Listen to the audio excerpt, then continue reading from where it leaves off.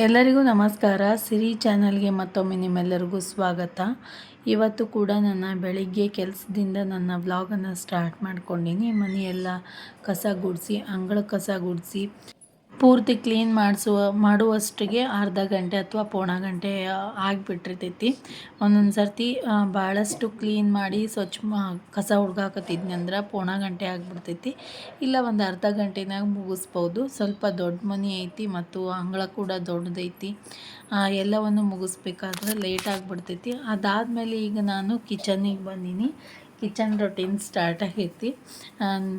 ಸ್ಕೂಲಿಗೆ ಡಬ್ಬಿ ಮಾಡಬೇಕಲ್ಲ. ಇವತ್ತು ಶನಿವಾರ ಐತಿ, ಹಾಫ್ ಡೇ ಇರೋದ್ರಿಂದ ಜಾಸ್ತಿ ಏನು ಮಾಡಾಕ್ತಿಲ್ಲ. ಸಿಂಪಲ್ಲಾಗಿ ಒಗ್ಗರಣೆಯನ್ನು ಮಾಡಾಕ್ತೀನಿ.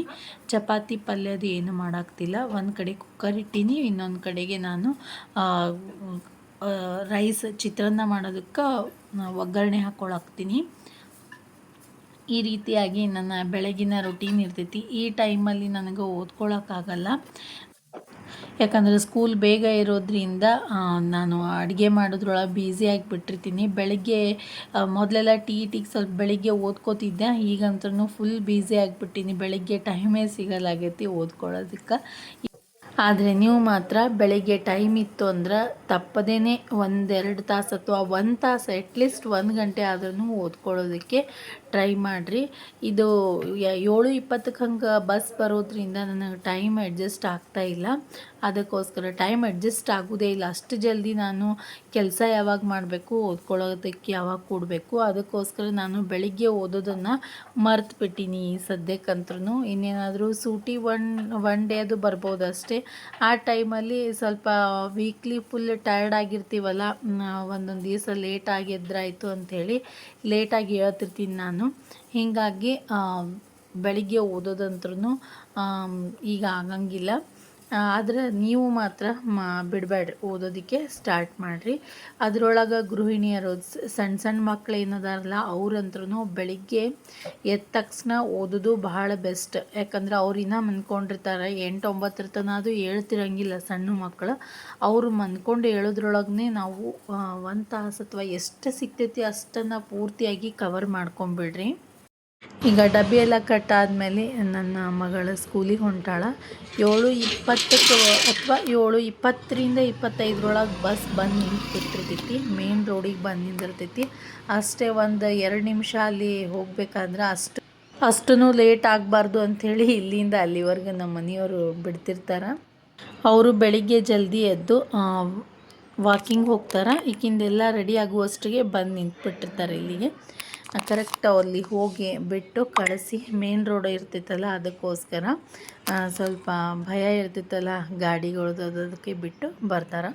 ಅದಾದಮೇಲೆ ನಾನು ಮಗಳನ್ನ ಕಳಿಸಿದಾದ್ಮೇಲೆ ರಂಗೋಲಿ ಹಾಕ್ತೀನಿ.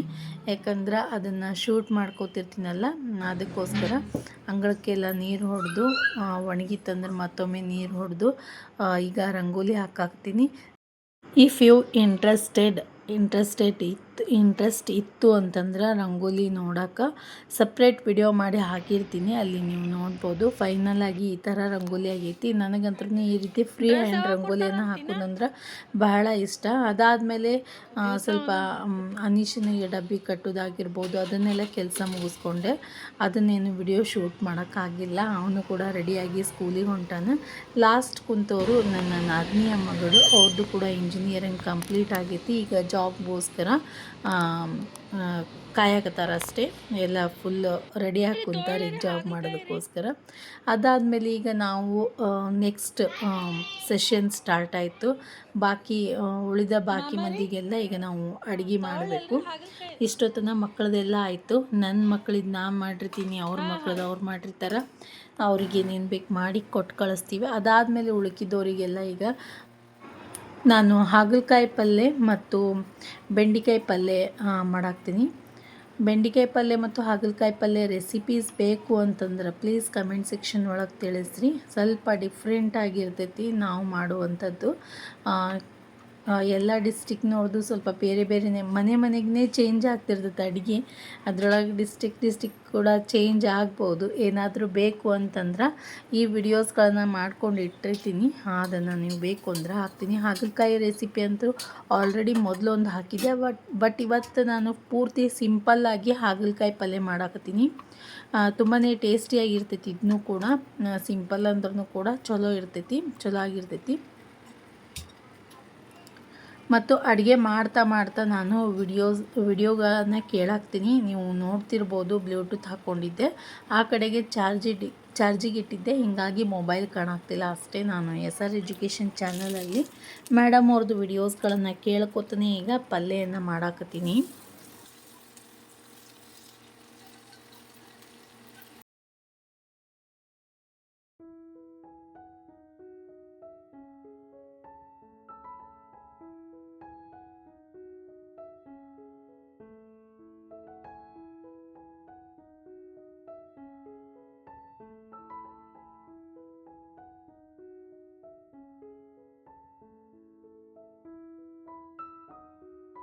ಪಲ್ಯದು ಮಾಡೋದಾದ್ಮೇಲೆ ಹಾಗೆ ಕಂಟಿನ್ಯೂ ಆಗಿ ನಾನು ಕಿಚನ್ ಕಟ್ಟಿ ಕೂಡ ಕ್ಲೀನ್ ಮಾಡ್ಕೊಂಡ್ಬಿಡ್ತೀನಿ. ಲೇಟ್ ಆಯ್ತು ಅಂದ್ರೆ ಬೇಜಾರಾಗ್ಬಿಡ್ತೈತಿ. ಅದಕ್ಕೋಸ್ಕರ ಹಾಗೆ ವಿಡಿಯೋ ಕೇಳ್ತಿರ್ತೀನಲ್ಲ, ಕೇಳ್ತಾ ಎಲ್ಲ ಕೆಲಸನೂ ಕಂಪ್ಲೀಟ್ ಮಾಡ್ಕೊಂಡ್ಬಿಡ್ತೀನಿ.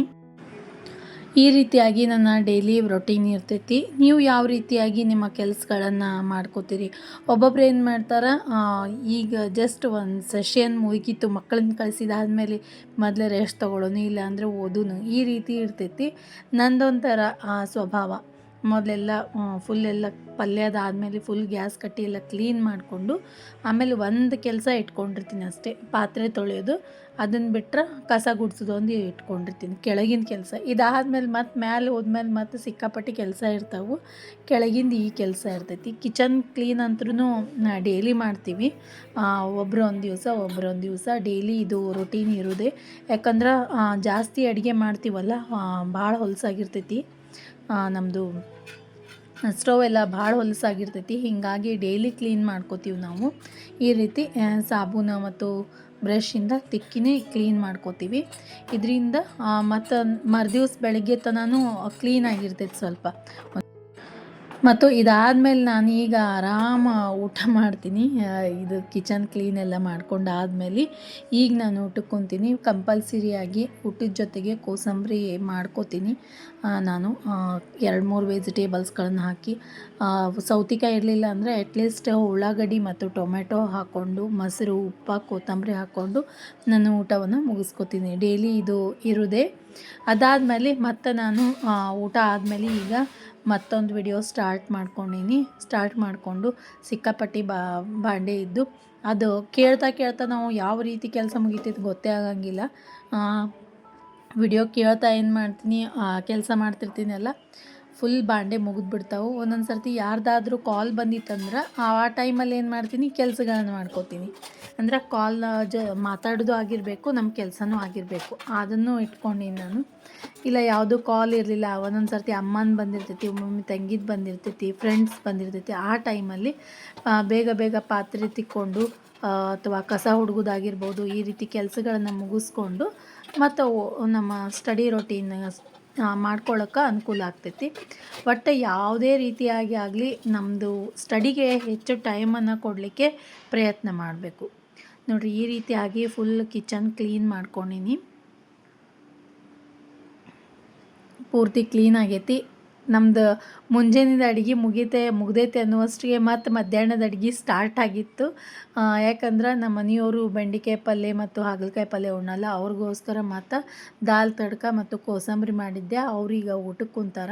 12-12:30 ಗಂಟೆಗೆ ಊಟ ಮಾಡಿಕೊಂಡು ಅವರು ಅಂಗಡಿಗೆ ಹೋದ್ರು ಅಂತಂದ್ರೆ ಮತ್ತು ಸಂಜೆಗೆ 5:30-6ಕ್ಕೆ ಬರ್ತಾರೆ. ನಾನು ಫ್ರೀ ಅಂದರೆ ವಿಡಿಯೋ ಎಡಿಟಿಂಗ್ ಆಗಿರ್ಬೋದು, ನನ್ನ ಸ್ಟಡಿ ರೊಟೀನ್ ಆಗಿರ್ಬೋದು, ಸ್ವಲ್ಪ ಮ್ಯಾಲಿಂದ ಮನೆ ಎಲ್ಲ ಕ್ಲೀನ್ ಮಾಡ್ಕೊಳ್ಳೋದು, ಈ ರೀತಿಯಾದಂತಹ ರೊಟೀನ್ ಇರ್ತೈತಿ. ಮಧ್ಯಾಹ್ನದ ಟೈಮಲ್ಲಿ ಈಗೀಗ ಟೈಮ್ ಐತೆ ಅಂದ್ರೂ ಕೂಡ ಸ್ವಲ್ಪ ಪರ್ಸ್ನಲ್ ಕೆಲಸಗಳಿರೋದ್ರಿಂದ ಕ್ಲೀನಾಗಿ ಮಾಡೋದಾಗಿರ್ಬೋದು, ವಿಡಿಯೋ ಎಡಿಟಿಂಗ್ ಆಗಿರ್ಬೋದು, ತುಂಬಾ ಕೆಲಸ ಇರ್ತಾವೆ. ಫ್ರೀ ಇರೋಕ್ಕಾಗಕತ್ತೇ ಇಲ್ಲ. ಸ್ವಲ್ಪ ಇವತ್ತು ಫ್ರೀ ಮಾಡಿಕೊಂಡು ನಾನು ಹೊರಗೆ ಫುಲ್ ಗಾಳಿ ಜೋರಿತ್ತು, ಹಾಗೆ ಮಳೆನೂ ಬರಾಕತ್ತಿತ್ತು. ಭಾಳ ದಿವಸಗಳ ನಂತರ ನಮ್ಮ ಊರಾಗ ಮಳೆ ಬರಾಕ್ತೈತಿ. ಈ ತಿಂಗಳು ಒಟ್ಟು ಮಳೆನೇ ಇಲ್ಲ, ನಿಮ್ಗೆಲ್ಲರಿಗೂ ಗೊತ್ತೇ ಇರಬೇಕು. 40% ಮಳೆ ಕಡಿಮೆ ಐತಿ ಈ ಸರ್ತಿ ಎಲ್ಲ ಕಡೆಗೂ ಕೂಡ. ಸ್ವಲ್ಪ ಆರಾಮ್ ಅನ್ಸಾಕ್ತಿತ್ತು. ಈ ರೀತಿ ನಾವು ಹೊರಗಿನ ಗಾಳಿ ತಗೊಳ್ಳೋದ್ರಿಂದ ಆರೋಗ್ಯಕ್ಕೂ ಕೂಡ ತುಂಬಾ ಒಳ್ಳೆಯದು. ಅದಕ್ಕೋಸ್ಕರ ನಾನು ಸ್ವಲ್ಪ ಟೈಮನ್ನು ಮಳೆ ಜೊತೆಗೆ, ನೇಚರ್ ಜೊತೆಗೆ ಸ್ವಲ್ಪ ಸ್ಪೆಂಡ್ ಮಾಡಿದೆ. ಇದರಿಂದ ಯಾವಾಗಾದರೂ ಒಂದೊಂದು ಸರ್ತಿ ಈ ರೀತಿಯಾಗಿ ನಮಗೋಸ್ಕರ ಟೈಮ್ ಕೊಡೋದು ಬೆಟ್ರ್. ಪರ್ಸ್ನಲ್ ಕೆಲಸಗಳಂದ್ರೆ ಸ್ಕಿನ್ ಕೇರ್ ಆಗಿರ್ಬೋದು, ಹೇರ್ ಕೇರ್ ರೊಟೀನ್ ಆಗಿರ್ಬೋದು, ಮತ್ತು ಓದೋದ್ರಿಂದ ಸ್ವಲ್ಪ ನಮ್ಮದು ಆರೋಗ್ಯ ಕ್ಷೀಣಿಸ್ತೈತೆ. ಅಂದ್ರೆ ಕುಂತು ಓದ್ತಿರ್ತೀವಲ್ಲ, ಕಣ್ಣುಗಳಾಗಿರ್ಬೋದು, ನಮ್ಮ ಕಡೆಗೆ ನಾವು ಹೆಚ್ಚು ಲಕ್ಷ್ಯ ಕೊಡ್ತಿರಂಗಿಲ್ಲ. ಅದಕ್ಕೂ ಕೂಡ ವಾರದಲ್ಲಿ 1-2 ಸರ್ತಿ ಆದ್ರೂ ಅಥವಾ ಡೈಲಿ ಒಂದು 15-20 ನಿಮಿಷ ನಮಗೋಸ್ಕರ ಟೈಮ್ ಕೊಡಬೇಕು. ಇದನ್ನು ನಾನು ಈಗೀಗ ರೂಢಿಸ್ಕೊಳಕತ್ತೀನಿ. ಬರೀ ಅಭ್ಯಾಸ, ಮನೆ ಕೆಲಸ ಅಂದ್ರೂ ಕೂಡ ಆಗಂಗಿಲ್ಲ. ಎಲ್ಲದಕ್ಕೂ ಟೈಮ್ ಕೊಡಲೇಬೇಕು. ನಮ್ಮದೇ ಆದಂಥ ಒಂದು ಟೈಮ್ ಟೇಬಲ್ ಮಾಡಿಕೊಳ್ಳೇಬೇಕು. ಈಗ ನಾನು ಹೊರಗಡೆ ವಾತಾವರಣ ಭಾಳ ಚಂದ ಇತ್ತಲ್ಲ, ಹೀಗಾಗಿ ಇಲ್ಲೇ ಅಭ್ಯಾಸಕ್ಕೆ ಕುಂತೀನಿ. ನಾನು ಸೈಕಾಲಜಿ ಅಭ್ಯಾಸ ಮಾಡಾಕ್ತೀನಿ ಈಗ. ಕನ್ನಡ, ಇಂಗ್ಲೀಷ್, ಸೈಕಾಲಜಿ ಜೊತೆಗೆ ಮ್ಯಾಥ್ಸ್ ಬಗೆಗೆ ಯಾವ ವಿಡಿಯೋಸ್ಗಳನ್ನು ನೋಡ್ತೀನಿ ಅಂಥೇಳಿ ಸಪ್ರೇಟ್ ವಿಡಿಯೋಸ್ಗಳನ್ನು ಮಾಡಿ ಹಾಕೀನಿ. ಎಲ್ಲರೂ ನೋಡಿರಿ ಅಂತ ಅಂದ್ಕೊಂಡೀನಿ. ಬಹಳಷ್ಟು ಜನ ನೋಡ್ಯಾರ, ಲೈಕ್ ಕೂಡ ಮಾಡ್ಯಾರ. ಮತ್ತು ಯಾರಾದರೂ ನೋಡಿರಲಿಲ್ಲ ಅಂದ್ರೆ ಅದು ತುಂಬಾ ಹೆಲ್ಪ್ ಆಗ್ಬೋದು. ಒಂದು ಸರ್ತಿ ನೋಡ್ಕೊಂಬಿಡ್ರಿ. ಏನಾದರೂ ಅಂದರೆ ನಾನು ಯಾವ ವಿಡಿಯೋಸ್ಗಳನ್ನು ನೋಡ್ತೀನಿ ಅಷ್ಟೇ ಶೇರ್ ಮಾಡಿರೋದು. ಒಬ್ಬರ ಯೂಟ್ಯೂಬರ್ದು ಯಾರು ಪ್ರಮೋಷನ್ ಇಲ್ಲ, ಏನಿಲ್ಲ ಯಾರ್ದು ಕೂಡ. ಅಲ್ಲಿ ನಾನು ಏನನ್ನು ಓದ್ತೀನಿ ಅದನ್ನೇ ನಿಮ್ಮ ಜೊತೆ ಶೇರ್ ಮಾಡ್ಕೊಂಡಿನಿ ಅಷ್ಟೇ. ಅದರಲ್ಲಿ ಯಾವುದೇ ರೀತಿಯಾದಂತಹ ಪ್ರಮೋಟ್ ವಿಡಿಯೋಸ್ಗಳಲ್ಲ, ಮೊದಲೇ ಹೇಳ್ಬಿಡ್ತೀನಿ. ಯಾಕಂದರೆ ಯೂಟ್ಯೂಬ್ ಚಾನಲ್ ಐತಂದ್ರೆ ಪ್ರಮೋಷನ್ಗೋಸ್ಕರ ಇವರು ಆ ಚಾನಲ್ ಈ ಚಾನಲ್ ಅಂತ ಹೇಳ್ತಾರೆ ಅಂತ ಅಂದ್ಕೋಬೇಡ್ರಿ. ಅಲ್ಲಿ ಯಾವುದೇ ರೀತಿಯಾದಂತಹ ಪರ್ಸ್ನಲ್ ಇದಿಲ್ಲ, ನಿಮಗೋಸ್ಕರ ಮಾಡಿರುವಂತಹ ವಿಡಿಯೋಸ್ಗಳು. ಆ್ಯಕ್ಚುಲಿ ನಾನು ಸ್ಟಡಿ ಮಾಡೋದ್ರ ಜೊತೆಗೇ ಎಷ್ಟೋ ಸರಿ ಹೇಳೀನಿ ವಿಡಿಯೋಸ್ಗಳ ಬಗೆಗೆ. ಬಟ್ ಏನು ಮಾಡ್ತಾರೆ, ಸ್ಕಿಪ್ ಮಾಡಿ ನೋಡಿರ್ತಾರಲ್ಲ, ಹೀಗಾಗಿ ಅಲ್ಲಿ ಹೇಳಿರುವಂತಹ ವಿಷಯ ಪೂರ್ತಿಯಾಗಿ ತಲುಪಿರಂಗಿಲ್ಲ ಎಲ್ಲರಿಗೂ ಕೂಡ. ಹೀಗಾಗಿ ಸಪ್ರೇಟ್ ವಿಡಿಯೋಸ್ಗಳನ್ನು ಮಾಡಿ ಹಾಕಿದ್ನಲ್ಲ, ಹೆಡ್ಡಿಂಗ್ ನೋಡಿ ಓಪನ್ ಮಾಡಿ ನೋಡ್ತಾರೆ. ಅವರಿಗೆ ವಿಡಿಯೋಸ್ಗಳ ಬಗೆಗೆ ಒಂದು ಐಡಿಯಾ ಸಿಗ್ತದಂತ ಅಷ್ಟೇ, ಅದರಲ್ಲೇನು ಹೆಚ್ಚಿಂದಿದು ಇಲ್ಲ. ನಾನು ಎಲ್ಲ ವಿಡಿಯೋಸ್ಗಳ ಬಗೆಗೂ ಆಲ್ರೆಡಿ ಹೇಳೀನಿ. ನನ್ನ ರೆಗ್ಯುಲರ್ ವ್ಯೂವರ್ಸ್ಗಳಿಗೆ ಗೊತ್ತಿರ್ತೈತಿ. ಆಲ್ಮೋಸ್ಟ್ ಎಲ್ಲ ಯಾವ್ಯಾವ ಚಾನಲ್ಗಳನ್ನು ನೋಡ್ತೀನಿ, ಯಾವ ಬುಕ್ಸ್ಗಳನ್ನು ಓದ್ತೀನಿ ಎಲ್ಲ ಕೂಡ ಶೇರ್ ಮಾಡೀನಿ.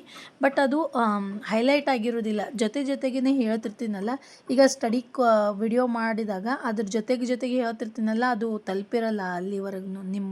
ನಿಮ್ಮ ನೀವು ನೋಡ್ತಿರ್ತೀರಲ್ಲ, ನಿಮ್ಮ ತನಕ ತಲುಪಿರಲ್ಲ ಅಷ್ಟೇ. ಈ ರೀತಿಯಾಗಿ ನಾನು ಮಧ್ಯಾಹ್ನದ ಟೈಮಲ್ಲಿ ಇವತ್ತು ಸೈಕಾಲಜಿ ಸ್ಟಡಿ ಮಾಡಿದೆ. ವಾತಾವರಣ ಅಂತೂ ತುಂಬಾ ಚೆನ್ನಾಗಿತ್ತು ಹೊರಗಡೆ. ಹಿಂಗೇನಾರು ನಿಮಗೆ ಪ್ಲೇಸ್ ಇತ್ತು ಅಂದ್ರೆ ಸ್ವಲ್ಪ ಈ ರೀತಿ ಹೊರಗಡೆ ಕುಂತು ಅಭ್ಯಾಸ ಮಾಡಿರಿ. ಮಳೆ ಫುಲ್ ನಿಂತಿತ್ತು. ನಾನು ಅಭ್ಯಾಸ ಮಾಡಬೇಕಾದ್ರೆ 2:30-3 ಗಂಟೆ ಆಗಿರ್ಬೋದು. ಆವಾಗ ನಾನು ಅಭ್ಯಾಸ ತೊಗೊಂಡು ಕುಂತಿದ್ದೆ. ಮತ್ತು ಇವತ್ತು ಮಧ್ಯಾಹ್ನ ಜಾಸ್ತಿ ಮಾಡೋಕ್ಕಾಗಲಿಲ್ಲ, ಒಂದೇ ಸಬ್ಜೆಕ್ಟ್ ಮಾಡೀನಿ, ಸೈಕಾಲಜಿ.